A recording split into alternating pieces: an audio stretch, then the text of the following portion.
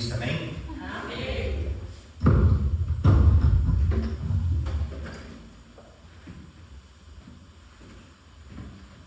Quem que puder, abra sua Bíblia, carta de Paulo aos Filipenses, capítulo 2, a partir do primeiro versículo. Carta de Paulo aos Filipenses, capítulo 2, a partir do primeiro versículo. Vamos ler o versículo 1, 2 e continuamente até o versículo 11, se o horário nos permitir. Amém? A palavra do Senhor nos diz assim: se há, pois, alguma exortação em Cristo, alguma consolação de amor, alguma comunhão do Espírito, alguns estranhados afetos e misericórdias, completai a minha alegria, de modo que penseis a mesma coisa, tenhais o mesmo amor, sejais unidos de alma, tendo o mesmo sentimento. Amém? Põe sua cabeça mesmo sentado e olha o Senhor comigo.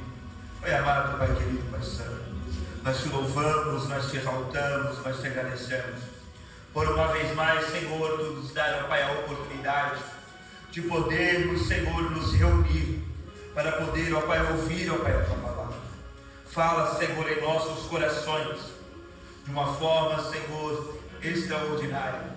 Abençoa, Pai, a exposição, Senhor, de tua mensagem. É o que eu te peço e te agradeço em nome de Jesus Cristo. Amém?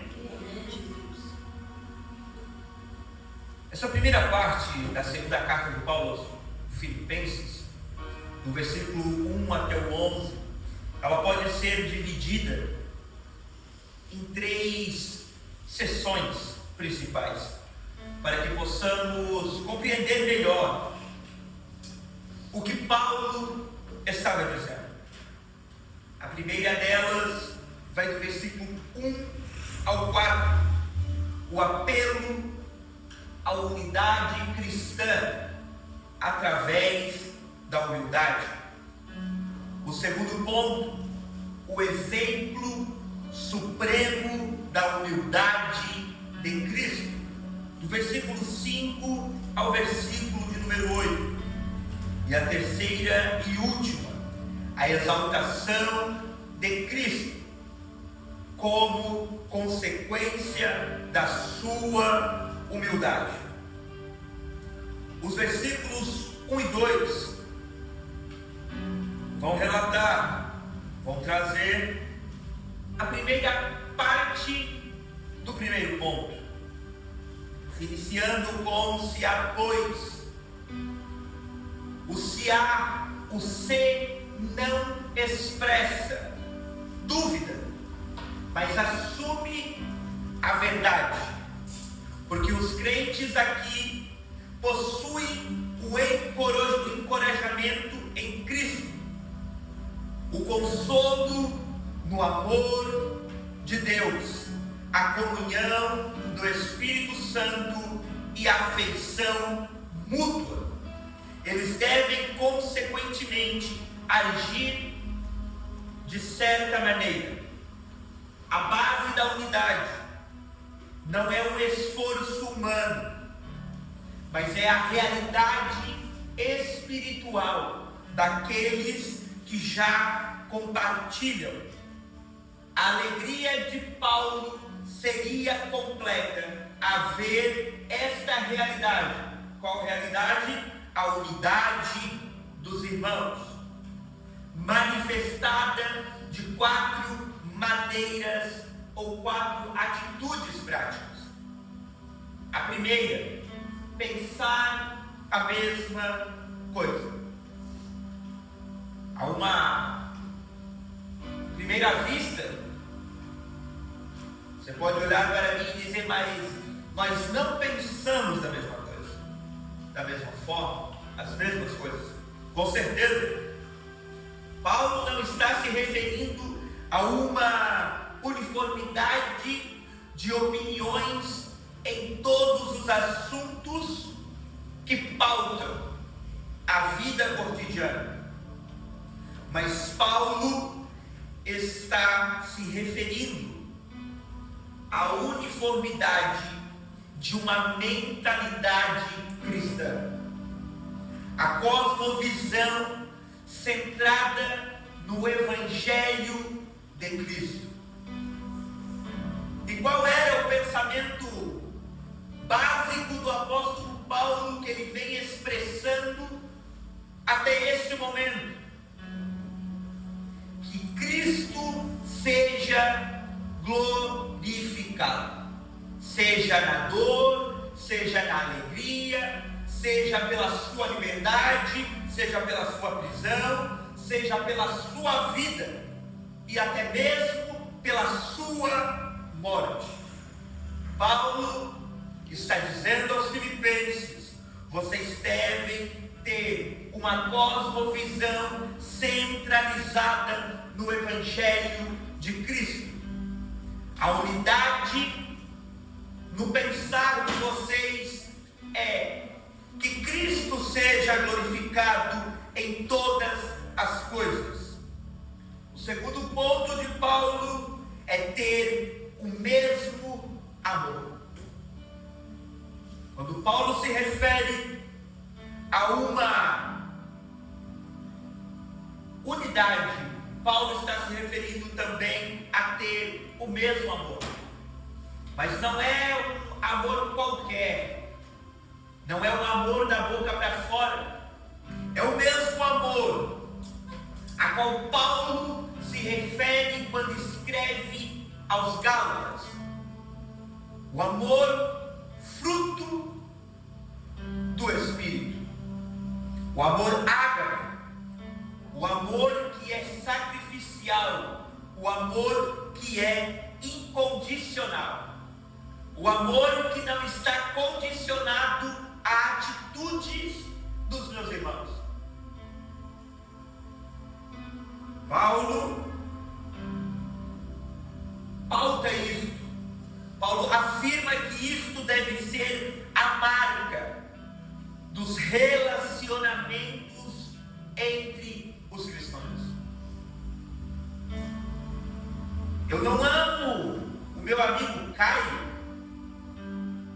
porque ele gosta de mim ou porque nos damos bem. Eu amo o Caio porque o amor de Cristo está em mim. Independente de qualquer situação, eu amo o Caio. Independente de qualquer situação, eu amo a irmã Vilma. Independente de qualquer situação, eu amo o irmão Antônio, a irmã Salete, a Gisele, a irmã Cida, Daniel. Independente de qualquer situação, se estamos bem, eu amo. Se estamos mais ou menos, eu amo da mesma forma, porque o amor de Cristo faz isso. Cristo não olhou para os nossos pecados, para as nossas falhas, quando nos amou. A João vai escrever que Deus amou o mundo de tal maneira. O amor ágape de Deus fez com que Ele entregasse o seu próprio Filho, o seu único Filho. O terceiro ponto de Paulo sobre esta unidade é ser unido de alma, estarmos em harmonia quanto ao nosso propósito como igreja. E Paulo estava escrevendo isso para uma cidade que se orgulhava de fazer parte e de ser chamada colônia romana. Cidadãos que se orgulhavam por serem considerados cidadãos romanos. Paulo está olhando para eles e dizendo: acima de tudo isso, vocês devem estar unidos no amor entre os irmãos, na mesma cosmovisão do Evangelho, no mesmo propósito, que é a glória de Deus Pai. Que Cristo seja glorificado. E Paulo vai finalizar isso com ter o mesmo sentimento. Uma atitude mental e emocional que deve ser definida por Paulo nos próximos versículos.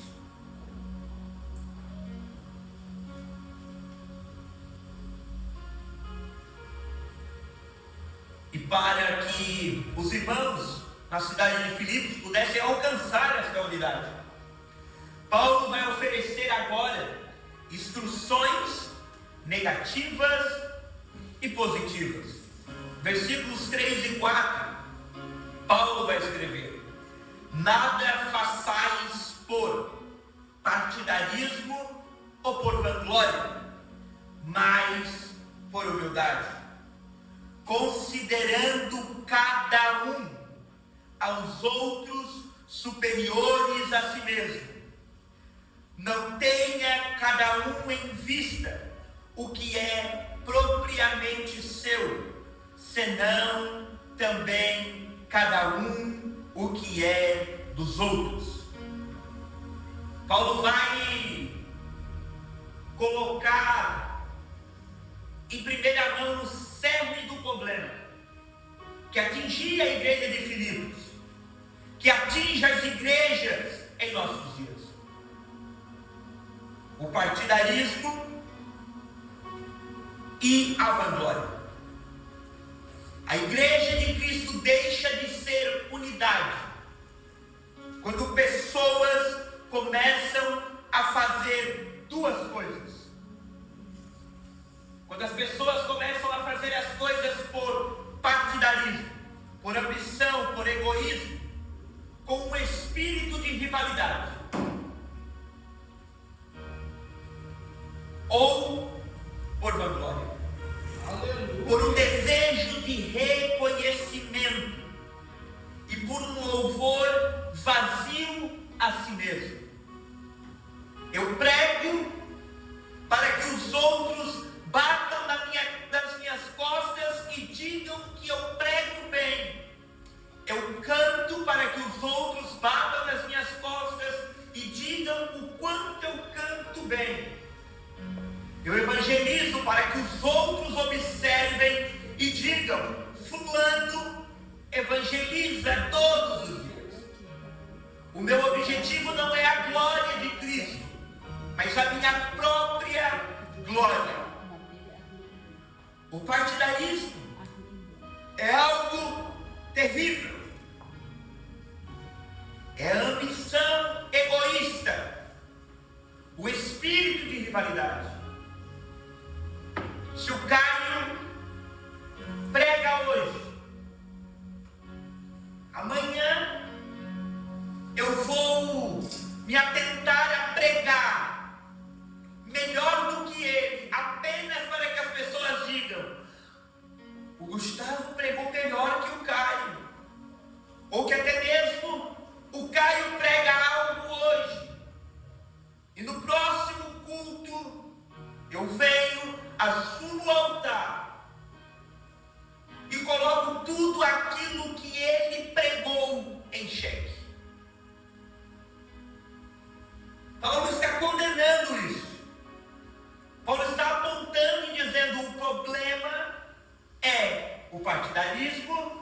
e a vanglória.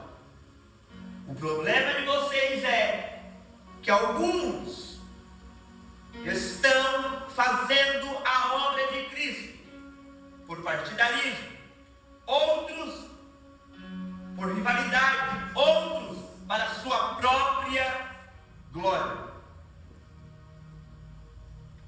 Mas aí Paulo apresenta o antídoto para essa doença que é a rivalidade entre os irmãos, a autopromoção, o auto-louvor. Paulo apresenta o antídoto, o remédio para isso. Logo em seguida, Paulo apresenta a humildade. Aleluia. E a humildade, como muitos imaginam, não é eu ter uma baixa autoestima. Não é eu negar os meus próprios dons. Não é o Caio negar que sabe tocar. E tocar bem. Não é o Daniel negar que sabe tocar e sabe tocar bem. Não é eu negar que prego e prego bem, por exemplo. Não é o pastor negar que pastoreia e pastoreia bem. Não. A humildade não é isso. A humildade é considerar os outros superiores a si mesmo. É priorizar o bem-estar, a necessidade e a honra dos irmãos acima de meus próprios interesses. Meu interesse é continuar expondo todas as terças-feiras até o momento em que Cristo me permitir. Mas se o Caio chegar e dissesse: Gustavo, eu queria fazer uma exposição de um livro, eu teria a humildade para sentar e ouvir e dar glória a Deus pela vida dele, pela forma a qual Deus o usará, e adotar e aprender com aquilo que ele vai falar. É não olhar para o Caio e dizer: não, apenas eu faço. A humildade é reconhecer que outros podem fazer aquilo que eu faço, muitas das vezes melhor do que eu faço. É reconhecer que não existe apenas eu, e mais eu, e mais eu para pregar. É reconhecer que não existe eu, mais eu e mais eu para liderar. É reconhecer que não existe eu, mais eu e mais eu para pastorear. É reconhecer que não existe eu, mais eu e mais eu para louvar. É reconhecer que os meus irmãos podem fazer aquilo que eu faço, e eu ter a humildade para olhar e dizer: você fez muito bem, Cristo está na sua vida, continue. É ter a humildade para sentar e aprender, para ser liderado, para ser pastoreado, para ser ensinado. Paulo está oferecendo a estes irmãos e a nós a solução de 80% dos nossos problemas como igreja: a humildade. A falta dela tem destruído congregações. A falta dela tem esvaziado congregações.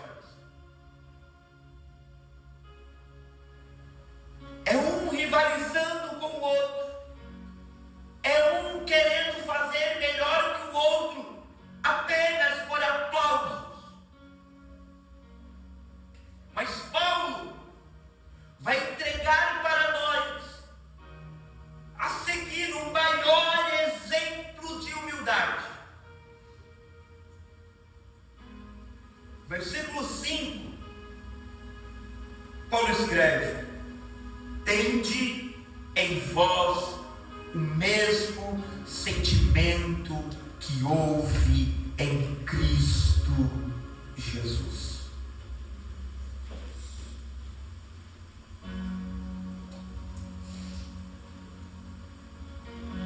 Paulo não vai deixar a humildade em um campo abstrato, escuro. Ele vai personificar a humildade. Ele vai expor a humildade. Ele vai dar uma cara para a humildade, no exemplo insuperável do nosso Senhor Jesus Cristo.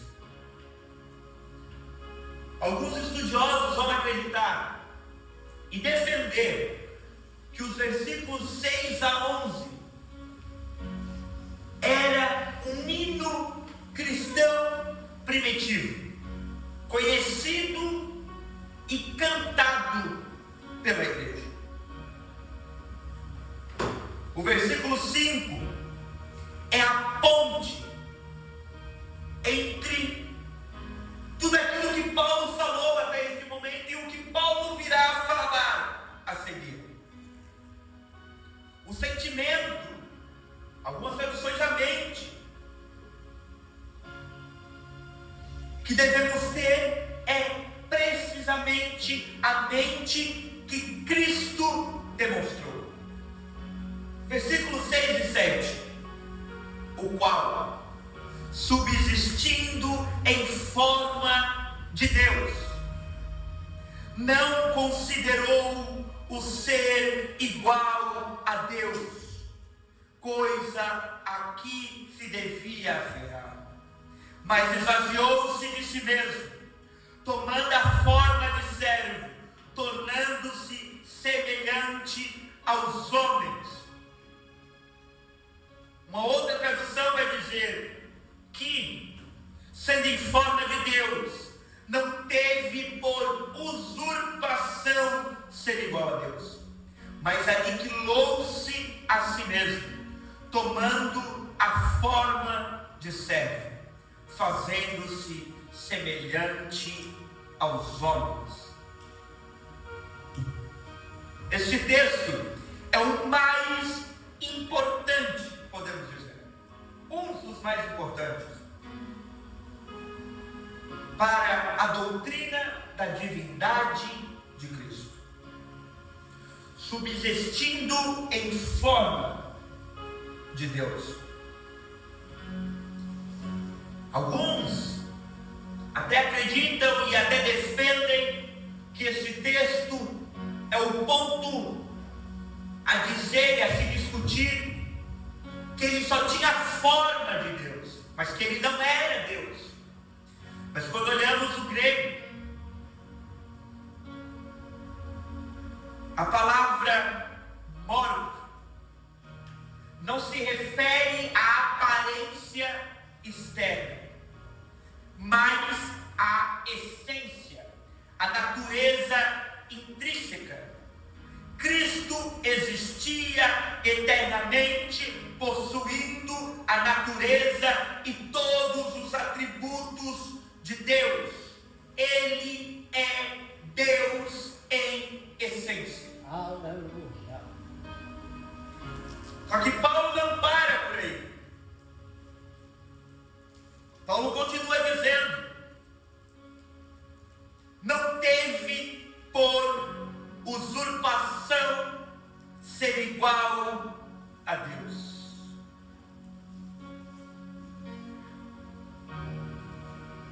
Não considerou ser igual a Deus. Ele era Deus. Mas o maior exemplo de humildade, não teve por usurpação ser igual a Deus. Ele não viu a sua igualdade com o Pai como um privilégio a ser apenas explorado para benefício próprio, ou a qual algo que ele deveria se apegar de forma egoísta Mas Paulo vai além. Paulo continua dizendo: mas esvaziou-se a si mesmo. Aqui temos um termo também que a gente precisa mencionar para podermos ter o sentido do texto, que é gnosis, um termo grego. Porque surgiu nos primeiros séculos da igreja algumas heresias, e uma delas tratava que Deus, que Cristo, quando veio à terra, ele não tinha um corpo humano, ele era apenas espírito. Ário é o precursor dessa ideia. Mas quando Paulo ele escreve isso, ele deixa explicitamente, quando ele usa esse termo kenosis. O termo significa que ele não deixou de ser Deus, porque a sua divindade não pode ser subtraída. Significa que ele deixou voluntariamente de lado o uso independente de seus atributos divinos e a glória que lhe era devida no céu, submetendo-se em tudo à vontade do Pai e assumindo as limitações de um ser humano. Ele velou a sua glória em carne humana, tomando a forma de servo. Novamente, o mesmo termo que aparece lá no início, quando fala subsistindo em forma de Deus. Agora Paulo se utiliza do mesmo termo quando diz: tomando a forma de servo. Ora, é um contraste direto com a primeira fala de Paulo. Ele assume a essência e a natureza de um servo. Cristo se torna o que ele não era, um homem, sem deixar o que ele sempre foi, Deus. A humilhação de Cristo vai além no versículo 8. É uma descida cada vez mais profunda. E achando na forma de homem, humilhou-se a si mesmo, sendo obediente até a morte e a morte de cruz. Para Cristo não bastou apenas se tornar homem. Dentro da sua humanidade, ele escolheu o caminho da obediência absoluta ao Pai, culminando e chegando ao ponto mais baixo possível. Quando tratamos sobre Gálatas, no 3º capítulo, até o versículo 13, Paulo vai dizer e expor que a cruz era maldição. A morte de cruz não era apenas um símbolo, uma execução. Ela era sinônimo máximo de vergonha. Como Paulo expõe, ela era maldição, era sofrimento no Império Romano. Um homem crucificado não morria rápido, como Cristo morreu. Às vezes perdurava por horas, às vezes dias, até morrer completamente. E ela era reservada apenas aos piores criminosos. Há alguns por aí que dizem que a cruz, ela era exatamente da medida de Barrabás. Que Cristo se esticou muito mais do que deveria ao ser pregado, porque Cristo não estava carregando uma cruz feita para Ele, dando a entender que as cruzes eram feitas sob medida. Se eu fosse condenado à morte de cruz, uma cruz seria construída especialmente para mim. Se o Daniel fosse condenado à morte de cruz, uma cruz seria construída especialmente para ele. Não temos nenhum registro histórico, muito menos bíblico, que colabore com essa ideia. São invenções da mente de pregadores sem compromisso algum com as Sagradas Escrituras.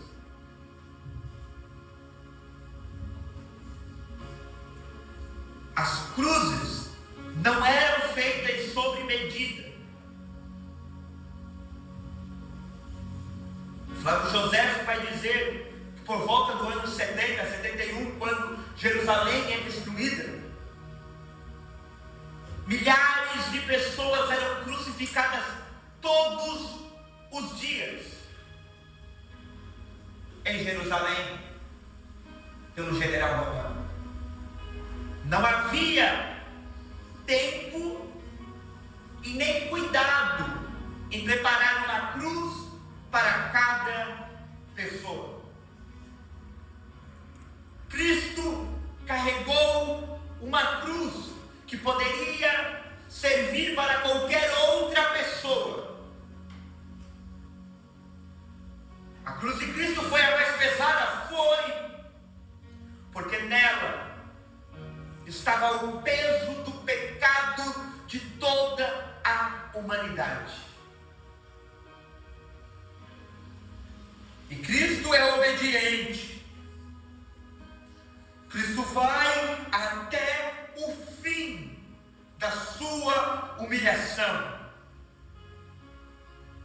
Cristo desce ao ponto mais baixo, a morte de um criminoso, mas ele foi obediente.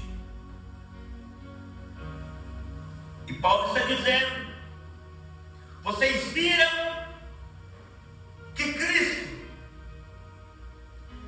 mesmo sendo Deus, não teve por usurpação ser igual a Deus, mas antes esvaziou-se de toda a sua glória e se fez homem. Esvaziou-se de toda a sua glória e fez-se parte da sua criação, nascendo em uma família simples, em uma manjedoura, sendo humilhado, sendo conduzido à morte, e a morte que era destinada aos piores criminosos. Cristo é o padrão de humildade para o cristão. Cristo é o padrão de humildade para o cristão. Só que Paulo não para por aí. Eu preciso correr, eu tenho 7 minutos. A história de Cristo não termina na cruz. A humilhação voluntária de Cristo foi seguida de exaltação soberana do Pai. Versículo 9: pelo que também Deus o exaltou soberanamente e lhe deu um nome que é sobre todo o nome. O pelo que vai estabelecer uma conexão direta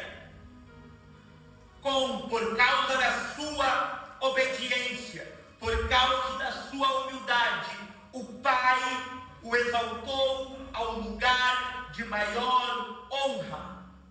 Ele recebeu um nome que é sobre todo nome.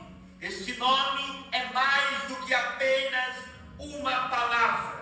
Aleluia. Jesus refere-se à sua posição de autoridade e título. O versículo 11 revela que título é esse: Senhor, Kyrios. A Septuaginta, a tradução grega do Antigo Testamento, Kyrios era usado para traduzir o nome impronunciável de Deus, o tetragrama sagrado, a qual a pronúncia se perdeu, porque os judeus não ousavam a mencionar isso, muito em prol de Levíticos, quando se diz: não tomarás, não falarás o nome do Senhor teu Deus em vão. Quando a igreja primitiva chama Jesus de Kyrios, ela estava fazendo apenas uma declaração radical e pontual da plena divindade. A exaltação de Cristo, por causa da sua humilhação, é e terá um clímax universal e é inevitável. E Paulo vai continuar nos versículos 10 e 11 dizendo: para que o nome de Jesus, para que ao nome de Jesus se dobre todo o joelho, dos que estão no céu, dos que estão na terra e debaixo da terra, e toda língua confesse que Jesus é o Senhor, que Jesus é Kyrios, que Jesus é Yahvé, que Jesus é Deus, que Jesus é Senhor, para a glória de Deus Pai. Paulo estava fazendo uma citação de Isaías 45 e versículo 23, aonde o próprio Deus declara que todo joelho se dobrará a Ele. Paulo aplica esta profecia diretamente a Cristo. Não é uma afirmação equivocada, é uma afirmação inequívoca de sua soberania e divindade. A adoração a Cristo Jesus é e será universal. Aleluia. Paulo está dizendo: nos céus, os anjos e os seres celestiais se curvarão. Na terra, toda a humanidade se curvará. Debaixo da terra, todos aqueles que já morreram, e os demônios se curvarão diante dele.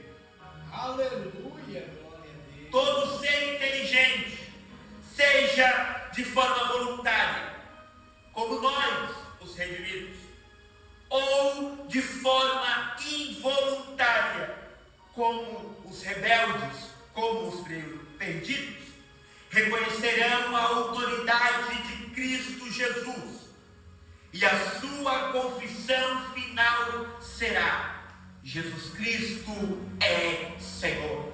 Jesus Cristo é o Kyrios. Não é o fim em si mesmo.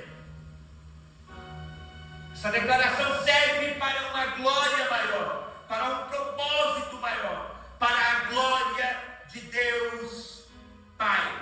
A exaltação do Filho glorifica o Pai, completando o ciclo perfeito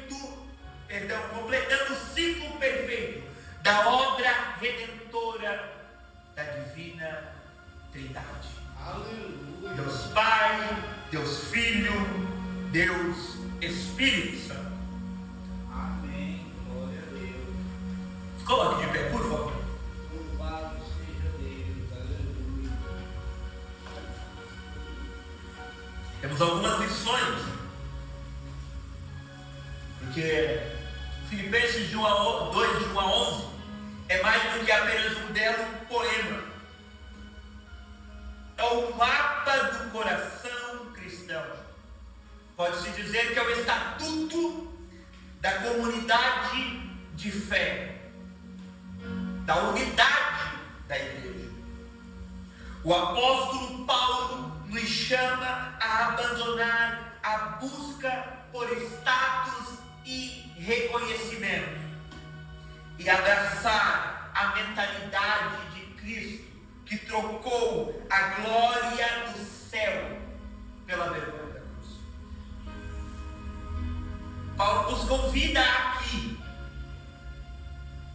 e nos dá lições como a unidade da igreja não é uma opção.